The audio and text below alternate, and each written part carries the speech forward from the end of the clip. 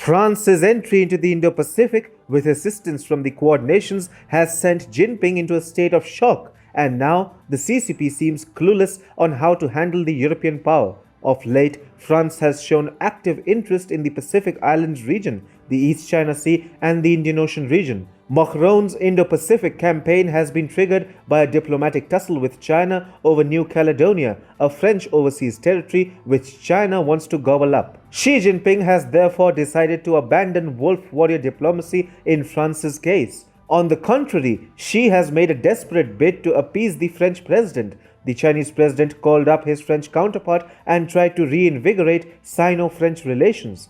Xi's phone call was more or less an attempt at offering a lucrative bait to Macron. However, this desperate attempt is unlikely to water down Macron's Indo-Pacific activism. That China is afraid about Macron's Indo-Pacific vision becomes clear from the real lack of any objectionable statements by Beijing's diplomatic establishment.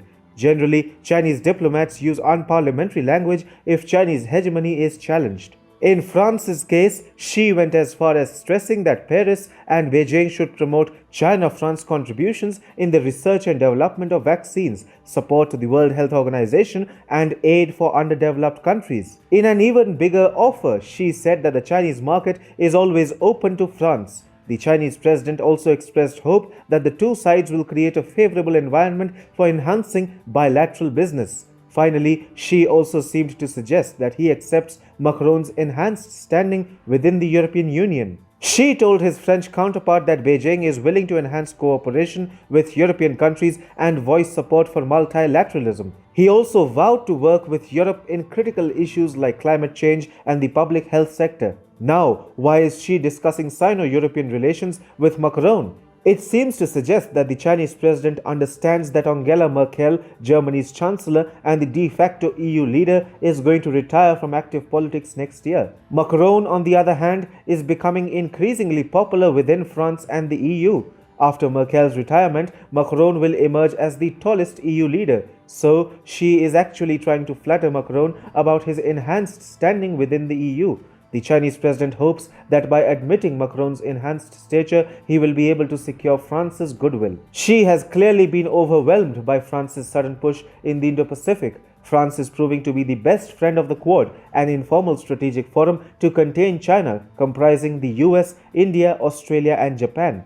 The Quad represents the biggest democratic powers in the Indo-Pacific, and even though France is actually an Atlantic power, it is widely speculated that Paris can be roped in very soon into an extended Quad. So, Xi is trying to get Macron to go easy on China. Beijing is offering full cooperation in every possible sector in order to influence France. But it seems China is offering too little, too late. French President Emmanuel Macron had declared in March last year that the time of European naivety towards China is over, so Macron is not going to fall for any Chinese bait. Also, Paris has realized how China has been trying to steal New Caledonia, a French territory in the Pacific Islands region, over the past 2 years. And then, of course, there have been diplomatic face-offs between the two sides over issues like Taiwan and Chinese interference in France's internal affairs. Macron will never forgive China, nor will he halt his relentless Indo-Pacific activism against the paper dragon.